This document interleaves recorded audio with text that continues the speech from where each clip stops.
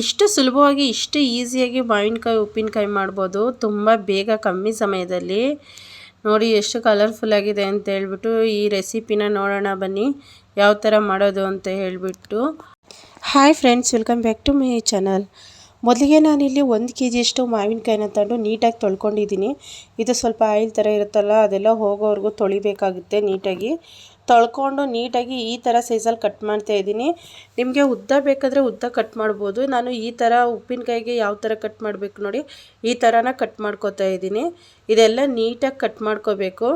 ಅಂದರೆ ಎಲ್ಲ ಒಂದೇ ಇದರಲ್ಲಿ ಮೀಡಿಯಮ್ ಆಗಿ ಎಲ್ಲ ನೀಟಾಗಿ ಕಟ್ ಮಾಡ್ಕೋಬೇಕು.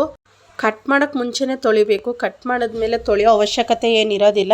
ನೋಡಿ, ಇವಾಗ ನಾನು ಮಾವಿನಕಾಯಿ ಎಲ್ಲ ನೀಟಾಗಿ ಕಟ್ ಮಾಡಿದ್ದೀನಿ. ಇವಾಗ ನಾನಿಲ್ಲಿ ಉಪ್ಪನ್ನು ಹಾಕ್ತಾಯಿದ್ದೀನಿ. ಉಪ್ಪನ್ನೆಲ್ಲ ಹಾಕಿಬಿಟ್ಟು ಇದನ್ನು ನೀಟಾಗಿ ಚೆನ್ನಾಗಿ ಮಿಕ್ಸ್ ಮಾಡ್ಕೋಬೇಕಾಗುತ್ತೆ. ಅಂದರೆ ಈ ಮಾವಿನಕಾಯಿಗೆ ಉಪ್ಪೆಲ್ಲ ಹಿಡಿಬೇಕು. ಅಲ್ಲಿವರೆಗೂ ಇದನ್ನು ನೀಟಾಗಿ ಮಿಕ್ಸ್ ಮಾಡ್ಕೋಬೇಕಾಗುತ್ತೆ. ಈ ಥರ ಪಾತ್ರೆಯಲ್ಲಿ ಮಿಕ್ಸ್ ಮಾಡ್ಕೋಬೇಕು. ಈ ಮಾವಿನಕಾಯಿ ಒಳಗಡೆ ಇರುತ್ತಲ್ಲ ಓಟೆ, ಅದನ್ನು ಬೇಕಾದರೆ ಹಾಕ್ಕೋಬೋದು.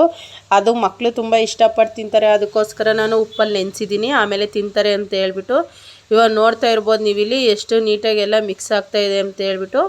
ಇದೆಲ್ಲ ಮಿಕ್ಸ್ ಆದ ನಂತರ ಇದನ್ನು ನಾನು 1 ನೈಟ್ ಇದನ್ನು ಇಟ್ಟಿದ್ದೀನಿ. ಮತ್ತು ಇವಾಗ ಇದಕ್ಕೆ ಮಸಾಲೆಯಾಗಿ ನಾನು ಸ್ವಲ್ಪ ಜೀರಿಗೆ, ಸಾಸಿವೆ ಮತ್ತು ಮೆಂತ್ಯ ಇಷ್ಟನ್ನು ಇಲ್ಲಿ ಹುರ್ಕೋತಾ ಇದ್ದೀನಿ. ಯಾಕಂದರೆ ನಾನು ಕಮ್ಮಿನೇ ಮಾಡ್ತಾ ಇರೋದ್ರಿಂದ ಸ್ವಲ್ಪ ಕಮ್ಮಿ ತೊಗೊಂಡಿದ್ದೀನಿ.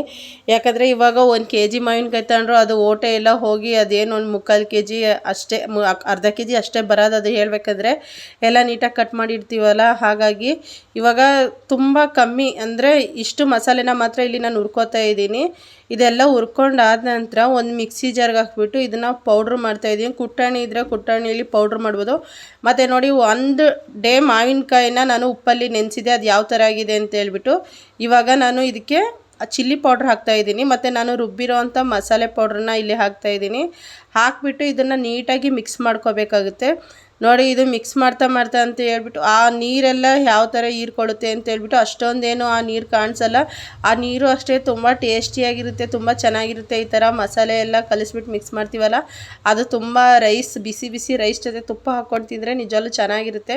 ಇವಾಗ ನೋಡಿ, ನೀಟಾಗಿ ಇದನ್ನು ಮಿಕ್ಸ್ ಮಾಡ್ಕೋಬೇಕಾಗುತ್ತೆ. ಒಂಚೂರು ಕೈ ಬಿಡ್ದಂಗೆ ಇದನ್ನು ನೀಟಾಗಿ ಮಿಕ್ಸ್ ಮಾಡ್ಕೋಬೇಕಾಗುತ್ತೆ. ಇದನ್ನು ಮಿಕ್ಸ್ ಮಾಡಿದ ನಂತರ ನಾವು ಇದಕ್ಕೆ ಒಂದು ಚಿಕ್ಕದಾಗಿ ಒಗ್ಗರಣೆ ಕೊಡಬೇಕಾಗುತ್ತೆ.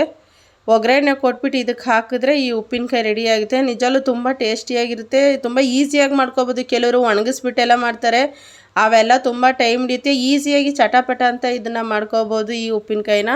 ಮತ್ತು ನೋಡಿ, ಇಲ್ಲಿ ನಾನು ಒಗ್ಗರಣೆಗೆ ಅಂತ ಹೇಳ್ಬಿಟ್ಟು ಒಂದು ಸ್ವಲ್ಪ ಎಣ್ಣೆ ಹಾಕ್ತಾಯಿದ್ದೀನಿ. ಇದು ನಾವು ಒಗ್ಗರಣೆ ಮಾಡಬೇಕಾದ್ರೆ ಹಾಗೆ ಒಂಥರ ಚಡಾರ್ನಂತ ಸಿಡಿದ್ಬಿಡ್ತು, ನನಗೆ ಭಯ ಆಗೋಗ್ಬಿಡ್ತು. ಇವಾಗ ನೋಡಿ, ಅಂದರೆ ಜಾಸ್ತಿನೇ ಸ್ವಲ್ಪ ಬ್ಲ್ಯಾಕ್ ಆಯಿತು. ಕರ್ಬೇವಿನ ಸೊಪ್ಪು ಏನಾಗಲ್ಲ, ನಡೆಯುತ್ತೆ. ಇವಾಗ ನೋಡಿ, ನಾನು ಇಲ್ಲಿ ಒಗ್ಗರಣೆನ ಹಾಕಿಬಿಟ್ಟು ಮತ್ತೆ ಇನ್ನೊಂದು ಸರಿ ಇದನ್ನು ನೀಟಾಗಿ ಮಿಕ್ಸ್ ಮಾಡ್ತಾಯಿದ್ದೀನಿ. ಎಲ್ಲ ನೀಟಾಗಿ ಮಿಕ್ಸ್ ಮಾಡ್ಕೊಬಿಟ್ಟು ಇದನ್ನು ಒಂದು ಪಿಂಗಾಣಿ ಡಬ್ಬ ಬರುತ್ತಲ್ಲ, ಪಿಂಗಾಣಿ ಅದರಲ್ಲಿ ಹಾಕ್ಬೋದು, ಇಲ್ಲ ಯಾವುದಾದ್ರೂ ಒಂದು ಪ್ಲಾಸ್ಟಿಕ್ ಡಬ್ಬದಲ್ಲಿ ಹಾಕಿ ಇಟ್ಕೋಬೋದು. ಇದನ್ನು ಇವಾಗ ನೋಡ್ತಾ ಇರ್ಬೋದು, ಎಲ್ಲ ನೀಟಾಗಿ ಮಿಕ್ಸ್ ಆಗಿದೆ. ಎಷ್ಟು ಕಲರ್ಫುಲ್ಲಾಗಿ ಚೆನ್ನಾಗಿ ಕಾಣಿಸ್ತಾ ಇದೆ ಅಂತ ನೋಡಿದ್ರೇ ಬಾಯಲ್ಲಿ ನೀರು ಬರ್ತಾಯಿದೆ. ನೀವು ಇದನ್ನು ಟ್ರೈ ಮಾಡಿ. ಮೊಸರನ್ನ ಜೊತೆನೂ ತುಂಬ ಚೆನ್ನಾಗಿರುತ್ತೆ. ಮೊಸರನ್ನ ಉಪ್ಪಿಟ್ಟು ಮಾಡಿದಾಗ ಸೈಡಲ್ಲಿ ಉಪ್ಪಿನಕಾಯಿ ಹಾಕ್ಕೊಂಡು ತಿಂದರೆ ವಾಹ, ಇದ್ರ ಮುಂದೆ ಯಾವ ಊಟನೂ ಕೂಡ ವೇಸ್ಟು ಅಂತ ಅನಿಸುತ್ತೆ. ಅಷ್ಟು ಟೇಸ್ಟಿಯಾಗಿ ಚೆನ್ನಾಗಿರುತ್ತೆ. ಇಷ್ಟೇ ಈಸಿಯಾಗಿ ತುಂಬ ಕಮ್ಮಿ ಸಮಯದಲ್ಲಿ ಮಾಡ್ಕೋಬೋದು. ಈ ಉಪ್ಪಿನಕಾಯಿನ ಮಾಡಿಬಿಟ್ಟು ಒಂದು ಡಬ್ಬದಲ್ಲಿ ಸ್ಟೋರ್ ಮಾಡಿ ಇಟ್ಕೊಳ್ಳಿ, ನೀವು ಬೇಕಾದಾಗ ಹಾಕ್ಕೊಂಡು ತಿನ್ಬೋದು. ತುಂಬ ಚೆನ್ನಾಗಿರುತ್ತೆ. ಮತ್ತು ಹೊಸ ರೆಸಿಪಿಗೆ ನಮ್ಮ ಚಾನಲ್ ಸಬ್ಸ್ಕ್ರೈಬ್ ಮಾಡ್ಕೊಳ್ಳಿ. ಯಾರಾದರೂ ಫಸ್ಟ್ ಟೈಮ್ ನೋಡ್ತಾ ಇದ್ದರೆ ಸಬ್ಸ್ಕ್ರೈಬ್ ಮಾಡ್ಕೊಂಡು ಸಪೋರ್ಟ್ ಮಾಡಿ ಫ್ರೆಂಡ್. ದಯವಿಟ್ಟು ಸ್ಕಿಪ್ ಮಾಡಿ ವೀಡಿಯೋ ನೋಡಬೇಡಿ, ಫುಲ್ ವೀಡಿಯೋ ನೋಡಿ. Thank you video ನೋಡಿದ್ದಕ್ಕಾಗಿ.